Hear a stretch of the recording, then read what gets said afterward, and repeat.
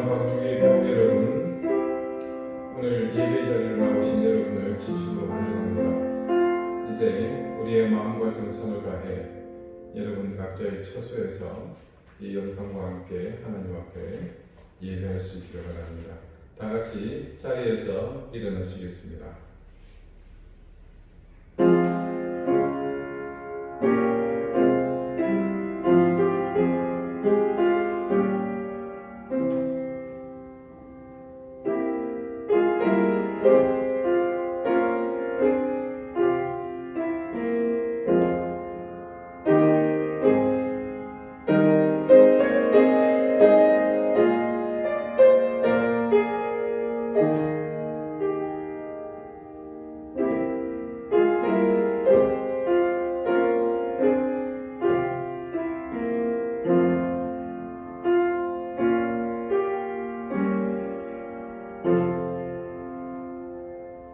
만민들아, 우리 하나님을 송축하며 그의 찬양 소리를 들리게 할지어다. 그는 우리 영혼을 살려주시고 우리의 실족함을 허락하지 아니하시는 주시로다. 하나님을 찬송하리로다. 그가 내 기도를 물리치지 아니하시고 그의 인자하심을 내게서 거두지도 아니하셨도다. 아멘. 천지 만물의 주인이신 하나님, 사시와 영원히 늘 우리에게 세상의 이치를 말하며 하나님의 성실하심을 증언합니다. 벌써 저속으로 서늘한 바람이 불며 계절의 변화가 우리의 지책에 다가왔음을 알려주고 있습니다. 늘 새로워야 하는 것이 우리의 신앙이며 믿음의 의지이지만 그래도 다시 이 계절의 전환점에서 우리의 삶과 신앙을 새롭게 인도해 주시기를 구합니다. 지금 세상을 온통 뒤덮고 있는 이 위협과 고난 속에서도 하나님을 바라는 마음에 흔들림이 없게 하시며 도리어 이 위기 속에서 주님의 자녀다움이 더욱 빛을 발하게 하옵소서. 우리 인생의 목적이 하나님을 영원하게 하는 것이온데 무엇보다도 우리가 그 본질에 우선하는 삶을 통해 이 위기 속에서 하나님을 더욱 깊이 느끼고 바라보게 하심으로 하나님의 영광을 드러내는 삶이 되게 하옵소서. 예수 그리스도 이름으로 기원하옵나이다. 아멘. 찬송가 3장으로 함께 찬송하겠습니다.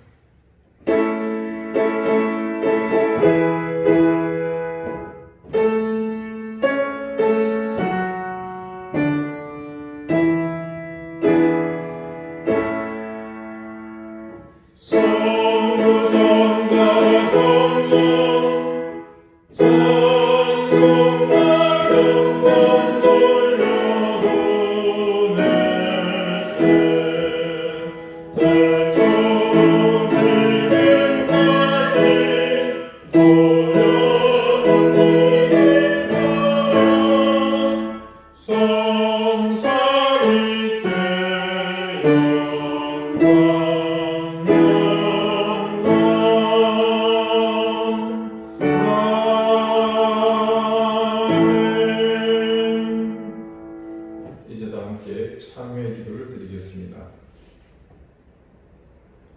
인자와 자비가 무한하신 하나님, 지난 한 주간 우리가 지은 죄, 우리가 행한 모든 허물을 용서해 주옵소서. 죄를 지어 불의한 저희를 불쌍히 여겨 주시옵소서. 우리의 힘으로 죄의 유혹을 이길 수 없음을 깨닫지 못하고 교만한 우리의 의를 따라 살았던 그 무지함을 용서해 주옵소서. 우리에게 빛을 주셨음에도 불구하고 여전히 어둠을 따라다니던 그 습관을 버리지 못하던 우리의 삶을 주여 긍휼히 여겨 주옵소서.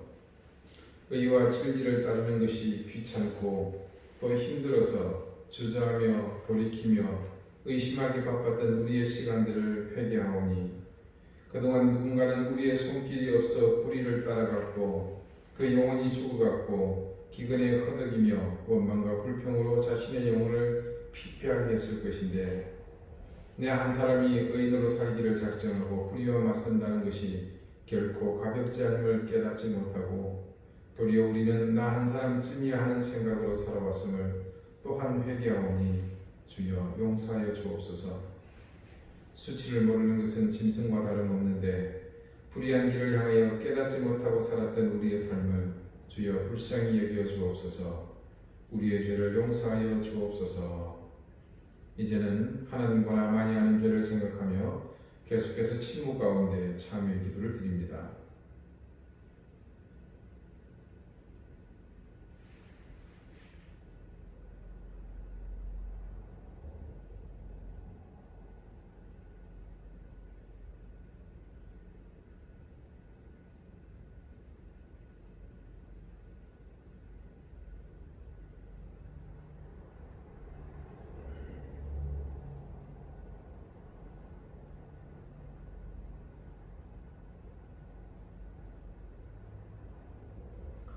하나님께서는 자신의 부끄러운 죄를 솔직하게 고백하는 사람들에게 말씀하십니다. 너희가 전에는 백성이 아니더니 이제는 하나님의 백성이요 전에는 긍휼을 얻지 못하였더니 이제는 긍휼을 얻은 자니라. 아멘.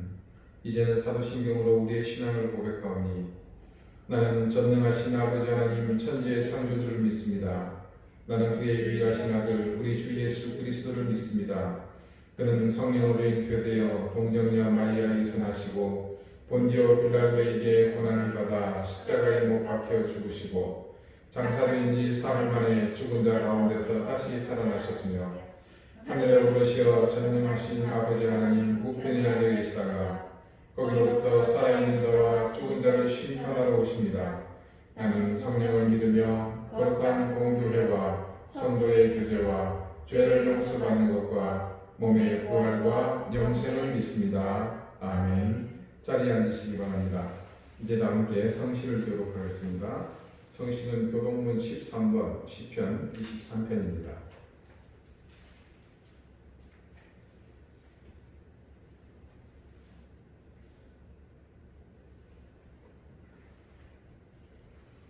여호와는 나의 목자시니 내게 부족함이 없으리로다. 그가 나를 푸른 풀밭에 누이시며 쉴만한 물가로 인도하시는도다. 내 영혼을 소생시키시고 자기 이름을 위하여 의의 길로 인도하시는도다. 내가 사망의 음침한 골짜기로 다닐지라도 해를 두려워하지 않을 것은 주께서 나와 함께 하심이라.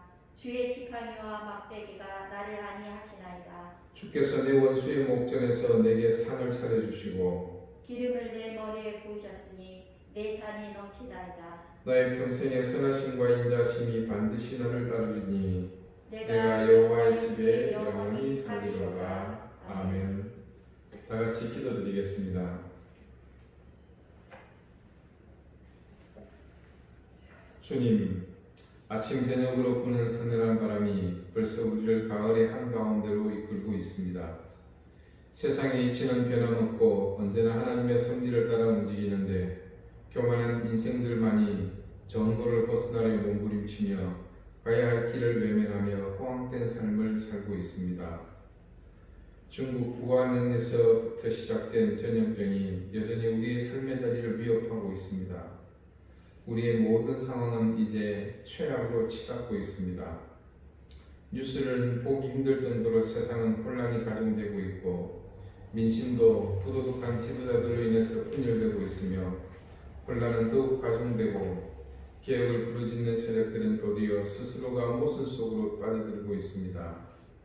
하나님, 이러한 때에 교회는 세상에서 우리의 역할을 온전히 감당하지 못하고 있으며 세상 사람들의 싸늘한 시선 가운데 처해지는 하나님 정말로 하나님 앞에 고개를 들 수 없는 참담한 현실을 함께 겪고 있습니다.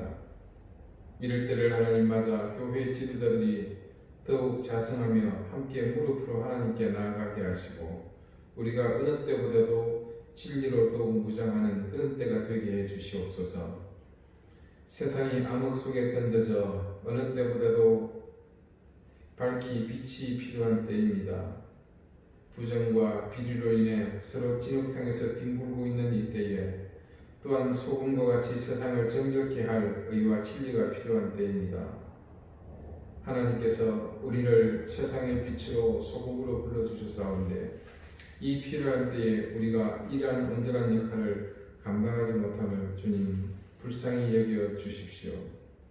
아버지 하나님, 이 세상의 혼돈이 속히 지나가기를 간절히 구합니다. 병마가 물러가게 하시고 우리를 근심케 만드는 모든 것들을 주여 물리쳐 주옵소서. 무엇보다도 정치로부터 시작해서 계층간 지역 간, 이념 간 모든 이들을 분열케 하는 악한 영의 역사를 주여 물리쳐 주시옵소서. 또한 바로 없는 것은 속히 예배의 자리가 회복되도록 주님 우리를 인도해 주시기를 구합니다. 주님, 예배당에서 예배를 드려야 한다는 절대적인 진리가 아니라 하나님, 예배당이 우리에게 주는 상징적인 의미가 있사오니 그 형편과 체질을 아시는 하나님께서 이 모든 상황을 바꾸어 주시고 인도해 주시기를 간절히 구합니다. 하나님, 이 전염병의 위협이 사그라들지 않고 여전히 창궐하고 있는 것에 대해서 우리 스스로가 하나님의 뜻을 깨닫고 묻고 우리가 겸비할 수 있게 되기를 간절히 구합니다. 내 탓, 남의 탓할 때가 아니라 내 스스로가 하나님 앞에서 이 때를 어떻게 살아야 할지를 우리 모두가 고민하며 함께 나갈 수 있도록 도와주십시오. 오늘 우리가 하나님 앞에 머리 숙인 이 시간이 바로 그런 물음과 또 그 무릎에 대한 응답을 찾는 시간이 되게 하시고 말씀을 통해 우리에게 깨닫게 하시는 성령의 능력으로 하나님의 음성을 듣고 하나님의 뜻을 깨달아가는 저희가 되게 해 주십시오.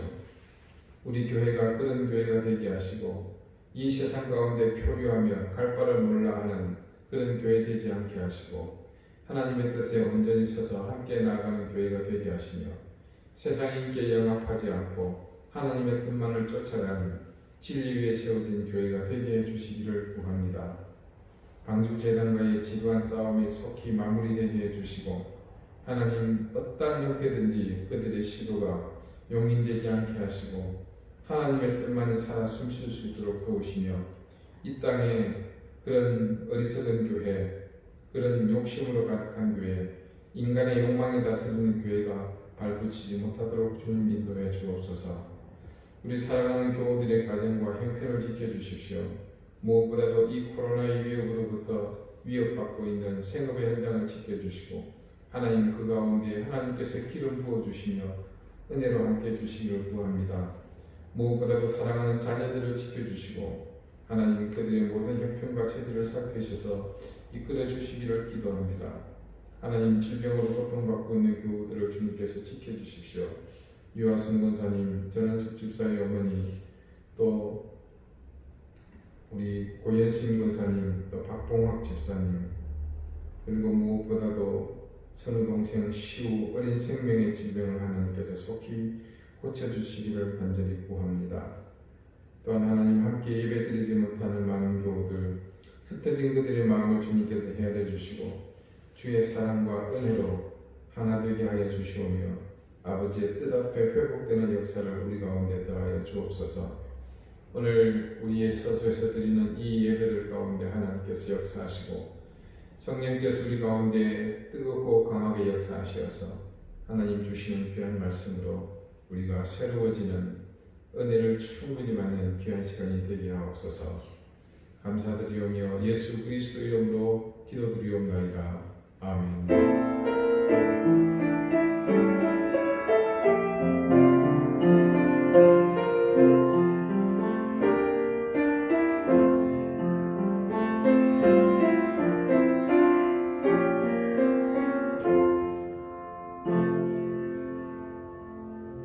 찬송가 75장 함께 찬송하겠습니다.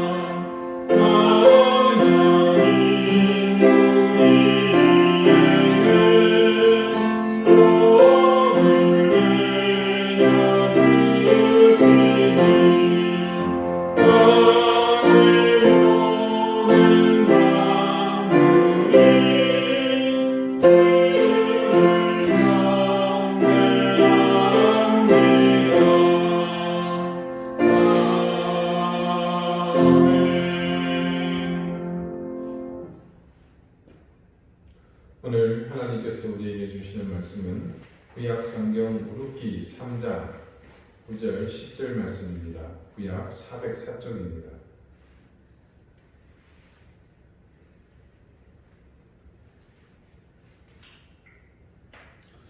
룻기 3장 9절 10절 말씀을 제가 봉독하겠습니다. 이제 다 같이 자리에서 일어나 하나님의 말씀을 경청하십시오.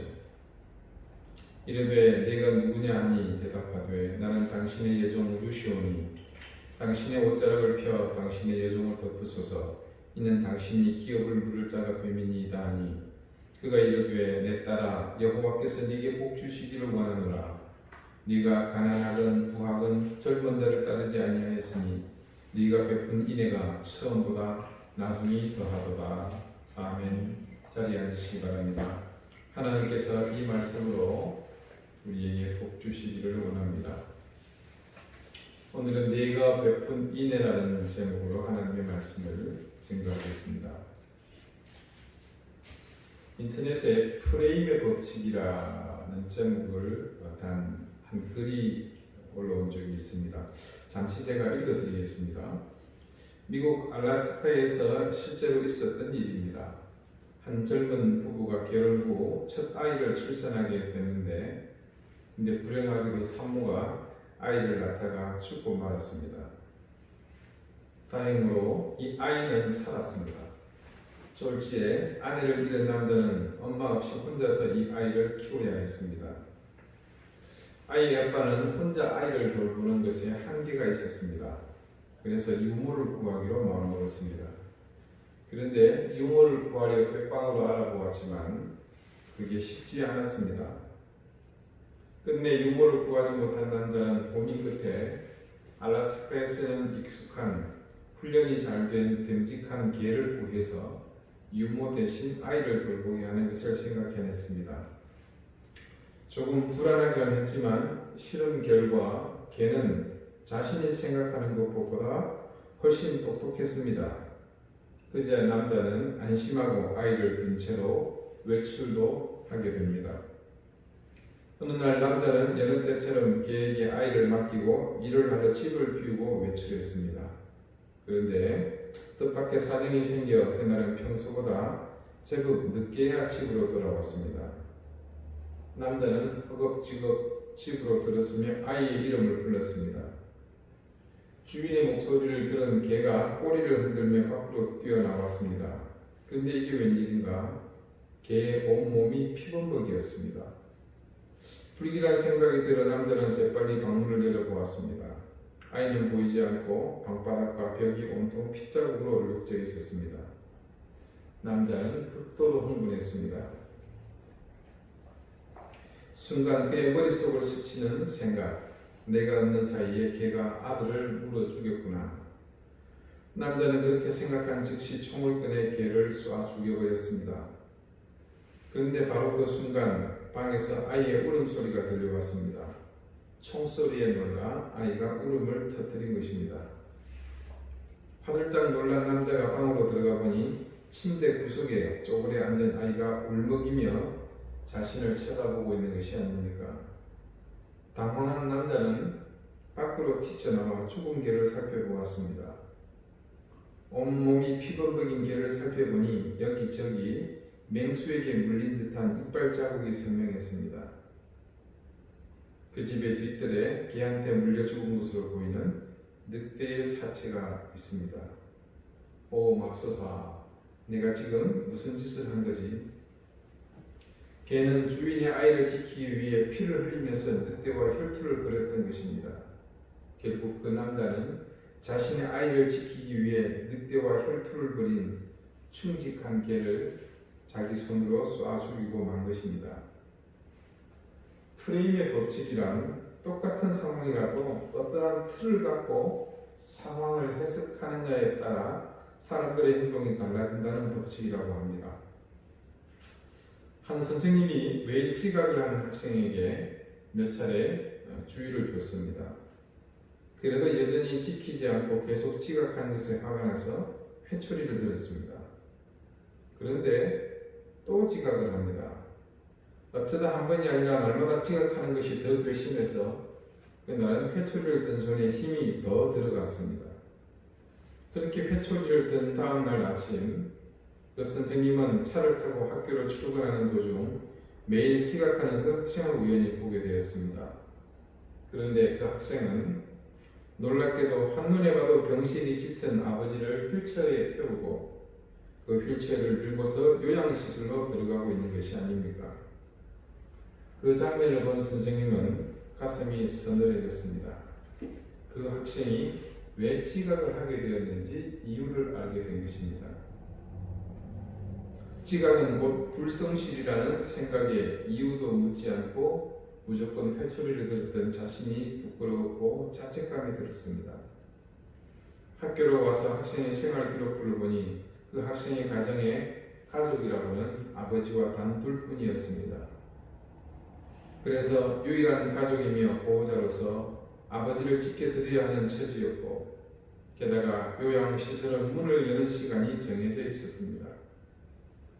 학생은 요양시설이 문을 여는 시간에 맞춰 아버지를 모시다 드리고 그제야 100m 달리기 선수처럼 뛰어서 학교에 왔고 그래서 매일 지각을 할 수밖에 없었던 것입니다. 선생님은 그런 사실을 깨닫고 자신이 너무나 한심스러웠습니다. 내가 도대체 이런 학생에게 무슨 짓을 한 건가? 그날 역시 지각을 한 학생은 선생님 앞으로 와서 여느 때와 마찬가지로 말없이 종아리를 끄덕습니다. 그런데 선생님은 아무런 행동도 하지 않습니다. 잠시 정적이 흐르는가 싶더니 학생은 자신의 눈을 의심할 만한 일을 보게 됩니다. 선생님이 자기 손에 들고 있던 종아리를 때리던 회초리를 학생의 손에 쥐어주는 것이 아닙니까? 그러니 선생님은 자신의 종아리를 걷고는 얘야, 이 회초리로 내 종아리를 때려다오. 그리고 미안하다, 정말 미안하다. 종아리를 맞이할 사람은 네가 아니고 나다 라고 말하는 것이 아닙니까? 순간 학생은 아무 말도 할 수 없었습니다. 선생님은 회초리를 들고 서 있는 그 학생을 따뜻하게 끌어안았습니다. 그리고 두 사람은 함께 울었습니다. 룻은 베들레헴 성내에 살고 있는 모든 사람과 달랐습니다. 그 성에 룻과 같은 사람은 단 한 사람도 없습니다. 그런 룻의 처지를 프레임의 법칙을 제공해서 보면 그녀는 이 베들레헴 성에서 평범한 인생으로 절대 살아낼 수가 없습니다. 그런데 놀랍게도 그녀의 그런 삶에 프레임을 개념치 않고 자신을 있는 그대로 보아주는 사람이 있습니다. 그는 자신을 프레임이 아닌 있는 그대로 보아주는 보아스입니다. 지난주 본문의 마지막 그리고 오늘 다시 시작하는 본문의 서두인 9절의 말씀을 제가 읽어보겠습니다. 이르되 네가 누구냐 하니 대답하되 나는 당신의 여종 루시오니 당신의 옷자락을 펴 당신의 여종을 덮으소서. 이는 당신이 기업을 물을 자가 됨이니이다 하니. 자, 루시 보아스의 이불을 걷었습니다. 그것을 뭐라고 그랬죠? 갈라흐라고 했던 거 기억나십니까? 예, 벗기는 겁니다. 수치를 드러내는 겁니다. 그 상황에서 즉 보아스를 벗긴 상태에서 도리어 보아스에게 룻은 뭐라고 말합니까? 내가 들친 그 옷으로 그 이불로 나를 덮어달라고 요청했습니다. 룻의 요구는 서로 입장을 맞바꾸자라는 그런 제안입니다. 일종의 거래죠. 설명하자면 이렇습니다. 룻이 갈라흐, 즉 벌거벗음으로 인해 당하는 순환. 룻이 뭐가 벗겨진 건가요? 네, 자기를 둘러싸고 것이 없어졌죠. 모든 남자가 사라진 겁니다. 아버지도 남편도 없습니다. 그 처지를 말하는 겁니다. 말하자면 룻은 이 수치 그리고 그런 수치로 인해서 당하는 비난을 이제는 보아스에게 주고 보아스는 그런 룻에게 자신의 카나프 뭐였습니까? 날개 보호하는 덮어주는 그것을 주는 겁니다. 자 여러분 이 거래는 완전히 부당한 거래죠. 한쪽이 철저하게 손해입니다. 방금 보셨듯이 룻은 잃는 것이 아무것도 없습니다. 반면에 보아스는 아닙니다. 룻이 요구한 대로 그녀에게 옷을 덮어주는 일은 큰 희생이 따르는 일입니다. 이유는 우리가 알죠. 지금 수원법을 요구하는 겁니다. 자신의 책임이 아님에도 이 상황에서 그런 요구를 받으면 그에 대한 책임을 행해야 합니다. 그것이 하나님이 제정하신 율법입니다. 하지만 지금 대상은 룻은 유대인이 아닙니다. 그 사람은 율법에 접촉되지 않은 이방 모압 사람일 뿐입니다. 보아스가 이 사실에 기인해서 룻의 요구를 거부하면 그만인 일입니다. 아니 사실상 이는 수원법의 토대가 온전하지 못한 것이기에 거부하는 것이 정상입니다. 이방인과 그들의 문화, 관습, 종교를 멀리하는 것은 경건한 유대인의 의무이기도 합니다. 그런데 보아스는 지금 그런 프레임을 깨뜨리고 있습니다.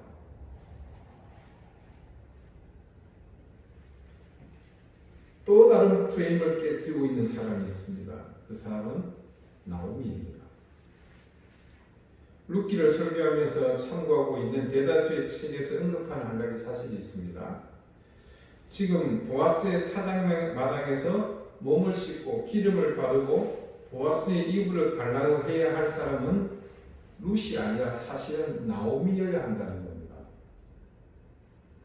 자, 우리의 상상 속에서는 이게 무슨 회개망측한 소리인가 싶을 수 있습니다. 하지만 보아스가 거부할 수 없는 율법의 중심에서 시행되어야 하는 이 수원법의 프레임은 정확하게 나오미를 지명하고 있습니다.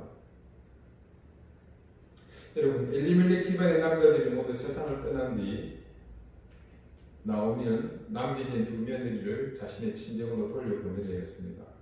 그때 이 여자들이 거부했죠. 거부한 그들에게 나오미가 했던 말을 여러분 기억하실 겁니다. 내 딸들아 돌아가라. 너희가 어찌 나와 함께 가려느냐? 내 태중에 너희 남편들 아들들이 아직 있느냐? 내 딸들아 되돌아가라. 나는 늙었으니 남편을 두지 못할지라. 가령 내가 소망이 있다고 말한다든지 오늘 밤에 남편을 두어 아들들을 낳는다 하더라도 너희가 어찌 그들이 자라기를 기다리겠으며 어찌 남편 없이 지내겠다고 결심하겠느냐. 나오미가 말하고 있는 이 말 속에 담긴 의미는 한 가지입니다. 그녀가 자기 집안의 대를 이어야 하는 의무가 있는데 중추에 대한 의무가 있지만 아이를 낳아서 장성하기까지 적어도 20년 가까운 세월이 지나야 그것이 가능한 일이라는 말입니다.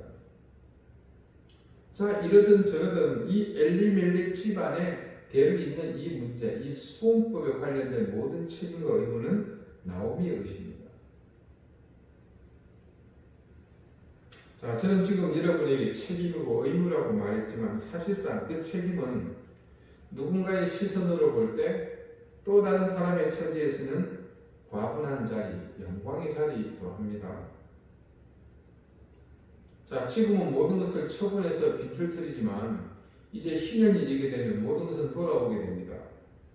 그렇다면 그 자리는 지금처럼 텅 비어서 빈곤이 함께하는 짐이 되는 자리가 아니라 그때는 누리는 풍요로운 자리가 됩니다. 혹자는 이렇게 말할 수 있습니다. 지금 나오미는 누가 뭐래도 딱 봐도 할머니인데 이게 말이 되는 상황이냐? 그렇지 않습니다. 여기서 나오미는 우리가 생각하는 그런 파파 할머니, 나이는 높아라고 봐서는 안 됩니다. 자, 우리가 말씀 속에서 시작할 수 있습니다만 손자가 있습니까? 없습니까? 없습니다.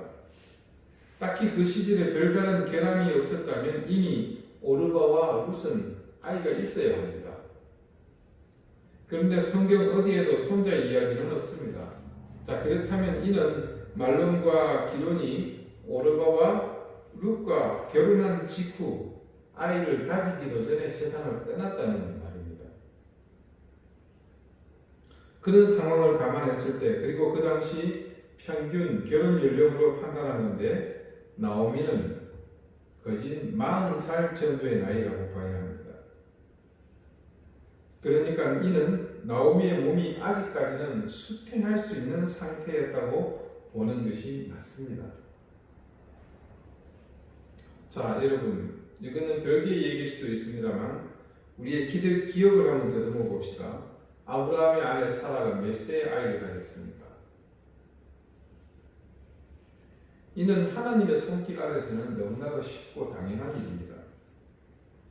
그런데도 지금 나오미는 자신이 차지해야 할 그 몫을 자신을 위해 헌신하고 희생하며 먼 길을 따라온 며느리 룻의 장례를 위해서 양보하고 있습니다.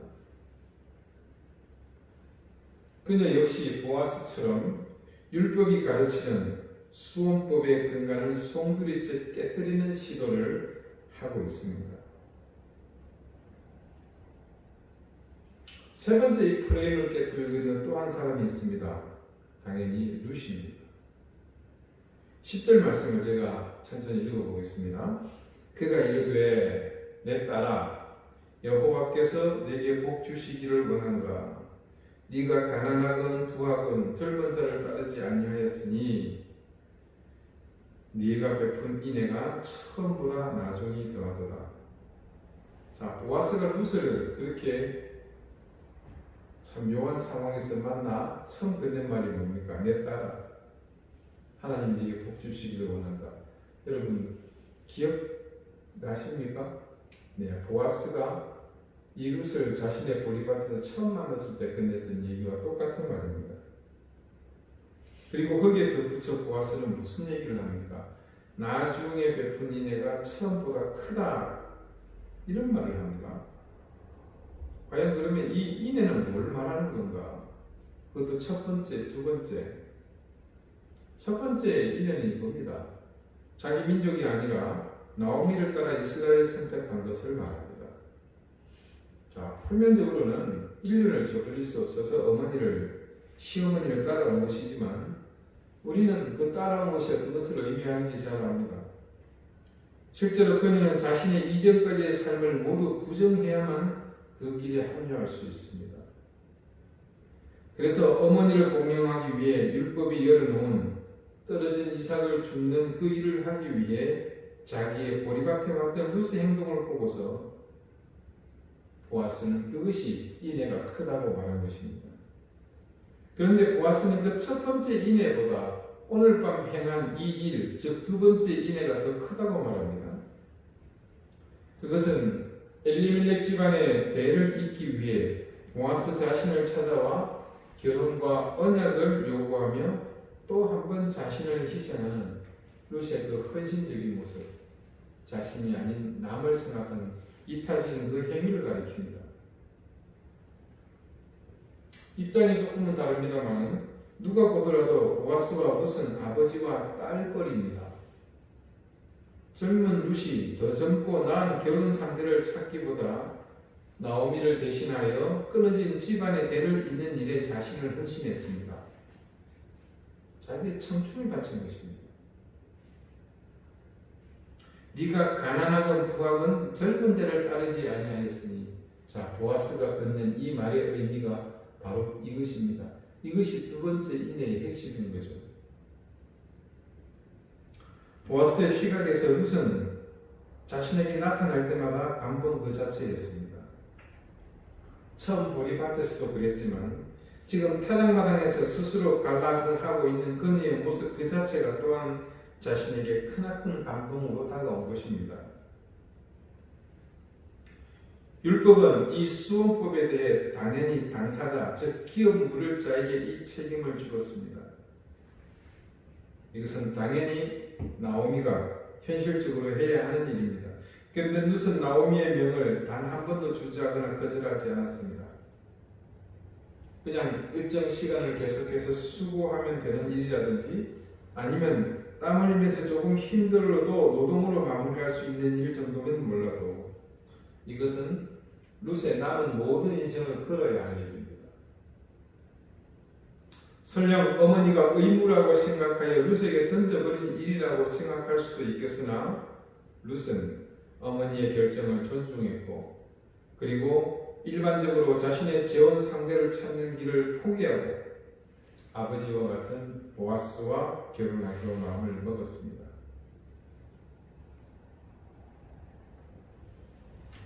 처음 알래스카에서 일어난 가슴 아픈 일과 지각한 학생의 이야기가 우리에게 시사하는 바가 참 큽니다.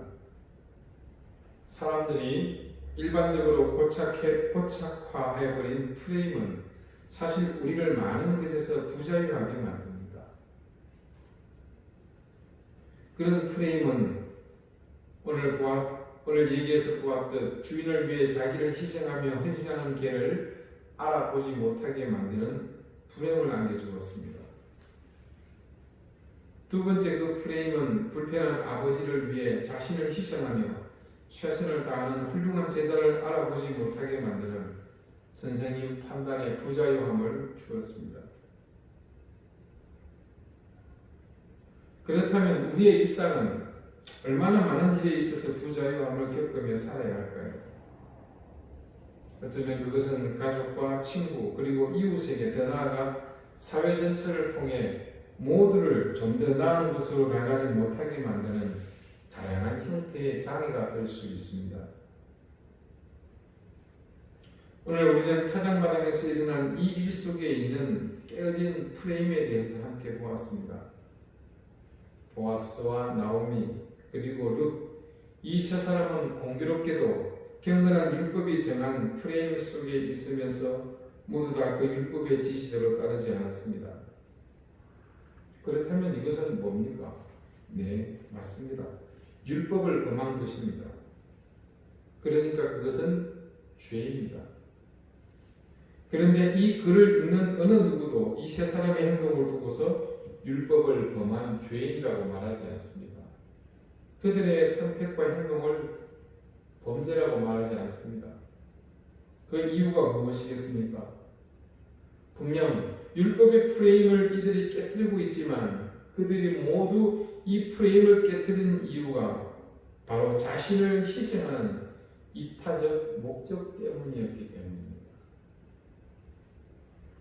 생각의 틀, 사고의 틀, 전통과 인습의 틀, 관계의 틀, 율법의 틀, 우리의 일상은 이렇듯 수많은 프레임들이 쌓이고 얽혀서 그렇게 돌아가고 있습니다. 그래서 많은 리더들은 이런 프레임을 깨는 시도를 하라고 종종 사람들에게 주문합니다. 그때 우리는 그들의 주문에 포함된 내용을 지혜롭게 살펴보아야 합니다. 과연 그 틀을 깨는 것이 내게 어떤 의미인지를 잘 판단해야 합니다. 틀을 깨는 것이 지금의 이 상황을 모면하기 위한 일회적 시도든지 아니면 무언가를 얻기 위한 욕심의 발로인지 그 의도를 우리는 정확하게 파악해야 합니다. 세상에 존재하는 많은 틀은 사실 여러분 그런 수많은 시행착오를 통해서 형성된 최선의 결과이기 때문입니다. 그래서 우리 그리스도인들은 이 프레임에서 자유하되 진정으로 그것이 나의 욕망의 길이 아니고 내 육적인 목적을 이루려는 방편이 아닌 것에서 자유할 수 있어야 합니다. 그것은 우리의 신앙에 있어서도 마찬가지입니다. 여러분도 아시겠지만 우리의 신앙생활이 얼마나 일반화되어 있습니까? 그런데도 실제로 그 일반화된 틀 속으로 들어가 보면 우리가 그렇게 한 것이 성경에 대해서 얼마나 무지해서 이렇게 했나 한 그것이 그대로 반영되어 있는 것을 볼 수 있습니다. 그럴 때 우리가 취할 가장 합리적인 태도는 바로 그 틀의 본질 속으로 들어가 보는 것입니다. 그 본질 속으로 들어가 보게 되면 이 틀, 이 프레임, 그러니까 우리에게 일반화되어 있는 이 신앙의 습관이 어떻게 만들어진 그 목적과 방향을 알 수 있습니다. 비록 일반화되어 있기는 하지만 그 세월을 거슬러 올라가 보면 이 일반화되어 고착되어 있는 신앙의 틀이 처음 만들어진 그때의 순수한 의도를 알 수 있기 때문입니다. 그렇게 만들어진 신앙의 틀은 대부분 그 의도와 방향의 핵심에 있어서 그것은 다름이 아닌 성경 말씀들입니다. 그리고 그 틀을 구성하고 있는 중요한 구조는 다른 무엇보다도 하나님의 사랑 외에는 없습니다. 그래서 우리의 일반화된 신앙의 방식도 때로 성경 말씀 위에서 하나님의 사랑의 토대 위에서 다시 살펴볼 수 있어야 합니다. 사랑하는 여러분, 우리는 시시각각 변하는 시대 가운데에서 현재 어느 때보다도 힘겨운 신앙생활을 이어가고 있습니다. 전염병의 위협 때문에 예배당에서 예배를 드리는 것조차 여의치 않은 시기를 보내면서 자칫 우리는 신앙의 근간마저 흔들릴 위험에까지 노출되어 있습니다. 그럴 때일수록 우리는 더욱 신앙의 근본에 충실해야 할 것이며 우리가 가진 틀에서 고착될 것이 아니라 그 본래의 의미와 목적을 찾아서 더욱 신실해져야 할 것입니다. 위대한 역사는 대부분 당대에 나타나기보다 세월이 흘러 그 가치가 빛을 발하는 경우가 더 많습니다. 우리가 지금 비록 힘들고 앞을 볼 수 없는 막막함에 망연자실해 있지만 누구보다도 신실한 신앙인으로 내가 아닌 타인을 배려하는 마음을 가지고서 예수 그리스도의 사랑을 실천하고 그것을 지켜나가십시다.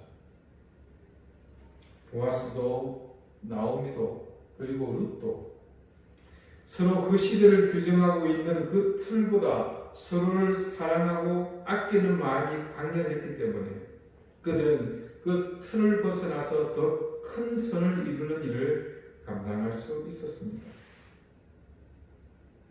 놀라운 것은요, 이스라엘의 역사 가운데 최초로 기록된 이 율법의 프레임을 깨뜨리고 이루어진 그날 밤의 이 일이 종복에는 예수 그리스도를 통해 인류를 구원하시는 하나님의 역사를 놓는 단초가 되었다는 것입니다.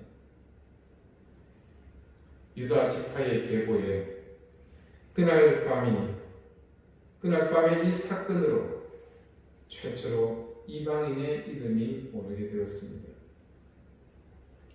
그들이 단지 자신의 욕심에 따라 서로를 배려하는 일이 없었다면 그날 밤의 역사는 이루어지지 않았을 것입니다. 아니, 애초에 그런 자리조차도 예비되지 않았을 것입니다. 여러분과 저 그리고 우리 방주교회 공동체의 존재감은 세상을 통틀어서 결코 크지 않습니다. 정말 미미합니다. 그러나 세상을 뒤덮는 위대함은 이런 작은 것들에서부터 시작됩니다. 우리가 하나님을 향해 사랑하는 마음을 잃지 않고 말씀을 따르는 굳건함을 잊지 않는다면 우리의 작은 신념들이 모아 큰 힘을 이루게 될 것이며 이때 이루어진 이 힘은 세상을 이기는 가장 강력한 능력이 될 것을 저는 믿어 의심치 않습니다.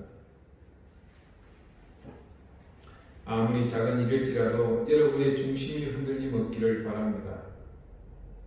때로 내가 결정하고 판단해야 할 때 결코 프레임에 갇혀서 어리석은 판단을 하지 않기를 바랍니다.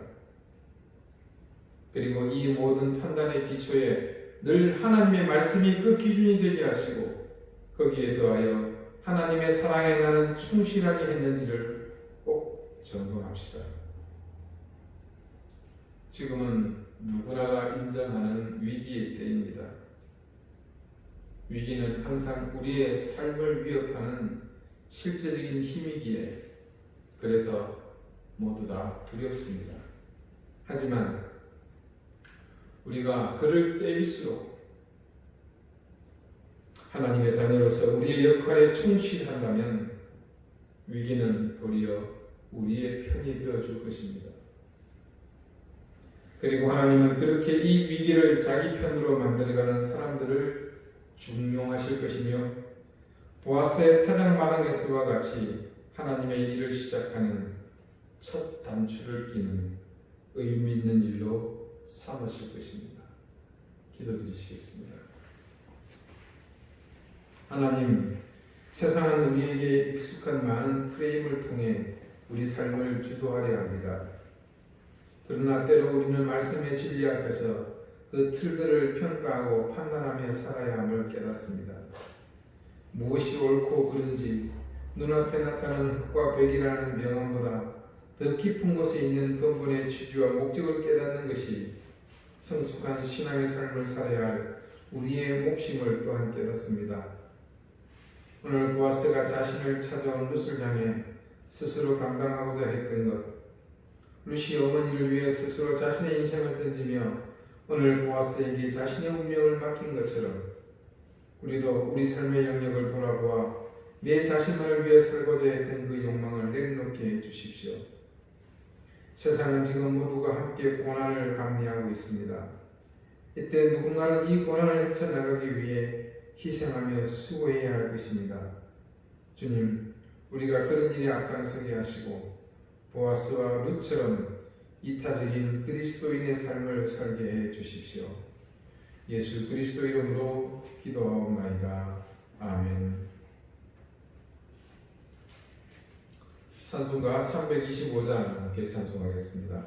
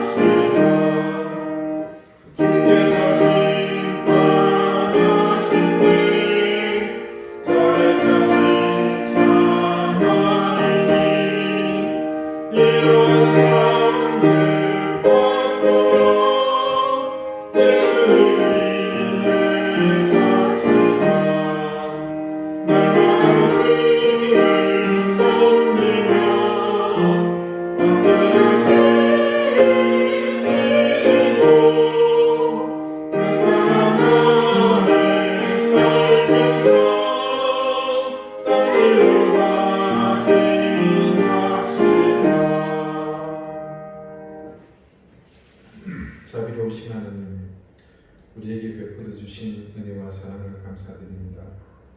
우리에게 생명을 주셨고 사랑하는 가족을 주셨고 또 우리가 먹고 마시며 입고 거할 수 있는 모든 것을 하나님께서 주셨습니다.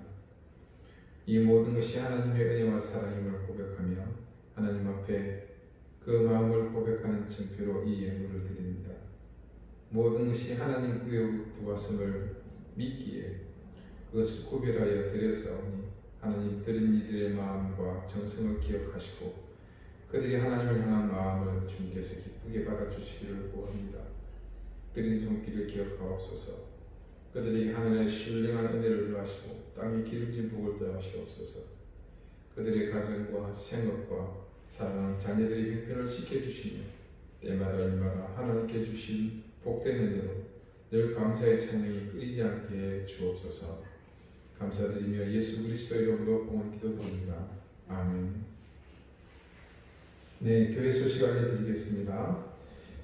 코로나 사태가 조금 잦아들긴 했습니다만 제주 지역에 계속해서 예년 때와 다르게 확진자들이 생겨나고 있습니다. 그래서 교우들께서는 특별히 더욱 기도하시고, 특별히 우리 제주 관내에 또 이런 일들이 계속 생기니까 더 긴장할 수밖에 없습니다. 그래서 여러분 함께 기도해 주시기를 부탁을 드리겠습니다. 아직까지는 저희가 대면 예배가 조금 어려운 상황인 것 같습니다. 최대한 다음 주까지 지켜본 이후에 10월 첫 주는 가능하면 우리가 대면에서 예배할 수 있도록 그렇게 됐으면 좋겠습니다. 지난주 잠시 말씀드렸습니다만은 그 비대면 방침에 따라서 향후 인터넷을 통해서 비대면 행사를 계속 진행하고자 합니다. 그래서 내주 중에는 시험으로 여러분에게 또 몇 가지를 보내드리겠습니다. 그래서 지난주 말씀드린 것처럼 구글에서 운영하는 구글 미트라는 앱을 여러분 스마트폰이나 다른 곳에 설치하시면 좋을 것 같습니다. 단체 카톡방을 통해서 함께 접근할 수 있도록 가장 쉬운 방법으로 준비를 하고 있습니다. 계속해서 환우들 위해서 기도해 주시고요. 박봉학 집사님 안치를 위해서 기도해 주시고, 또 고현신 권사님도 완전히 회복되도록 위해서 기도해 주십시오. 그리고 계속해서 우리 광수 형제의 둘째 아이 시우를 위해서 함께 기도해 주시길 바라겠고요. 또 들어오는 소식이 있는 대로 여러분에게 공개하도록 그렇게 하겠습니다. 이제 다 같이 자리에서 일어나셔서 앞뒤에 계신 분과 인사를 나누겠습니다. 찬송가 54장 함께 찬송하시므로 예배를 마치도록 하겠습니다.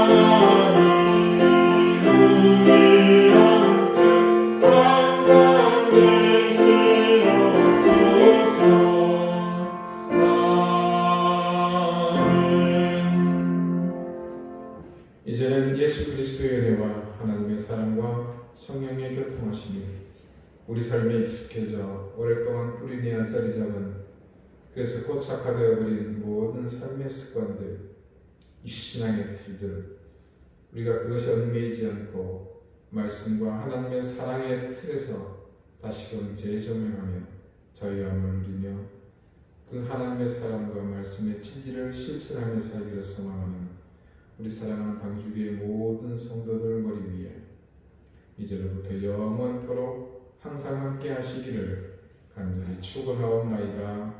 아멘.